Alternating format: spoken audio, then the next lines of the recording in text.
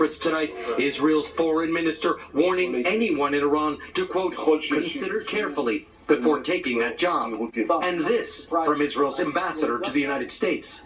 You're going to see some surprises on Thursday night and Friday. Overnight, images of massive traffic jams as residents rushed out of Tehran. While we've now learned from sources on the ground, potential cyber attacks are hitting Iran's banking system, with some ATMs not working. Israel's military operation targeting Iran's nuclear program and its military leaders is now into day 5.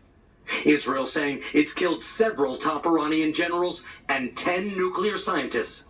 Today, Germany's chancellor praising Israel's operation, saying, "This is the dirty work Israel is doing for all of us."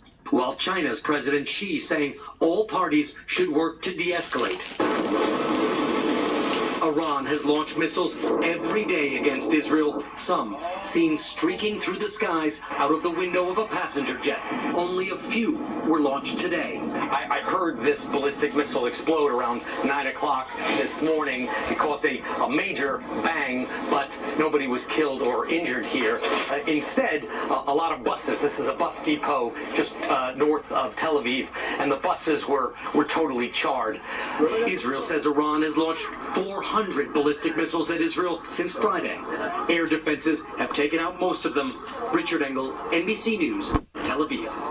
And back here at home to the severe weather, flood watch is in effect for 21 million people from Pennsylvania to Kansas.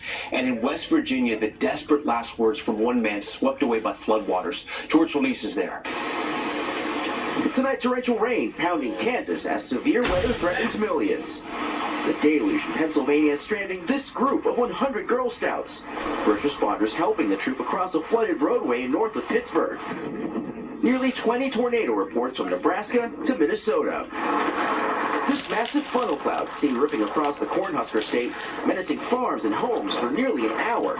The Army National Guard on the scene in West Virginia, the state reeling after major flooding took the lives of 7 people, including 26-year-old Kylie Shotton and her 3-year-old daughter Parker. I know I heard someone yell, help, and I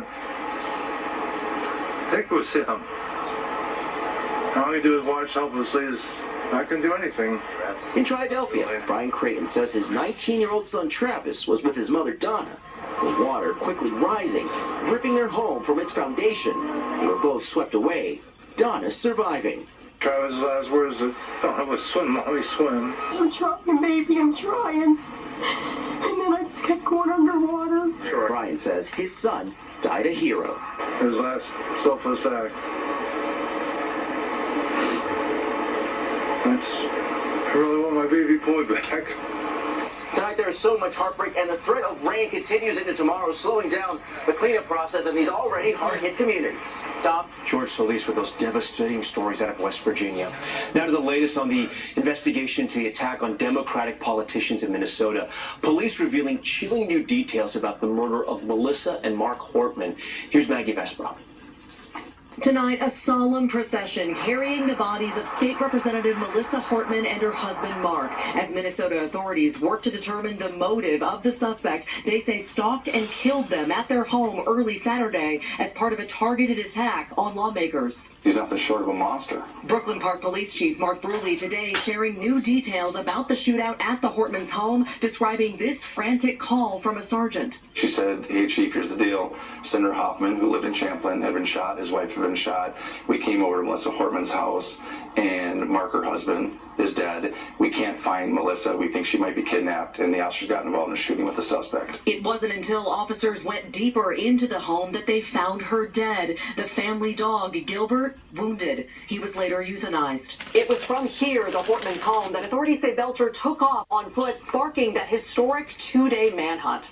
According to court documents, during that manhunt, authorities found guns, cash, and passports in Belcher's wife's car. Can you tell me whether or not she's been cleared in that investigation? I would say nobody's been cleared in this investigation. Lawmakers around the country on edge. Congress today holding an emergency briefing about safety. Minnesota Rep. Zach Stevenson knew Melissa Hortman for decades. Today, remembering this advice she once shared. You can be strong and kind at the same time, and that really was what Melissa Hortman was all about. The Hortmans' grown children saying the best way to honor their parents is to do something, whether big or small, to make our community just a little better. Maggie Vespa, NBC News, Brooklyn Park, Minnesota.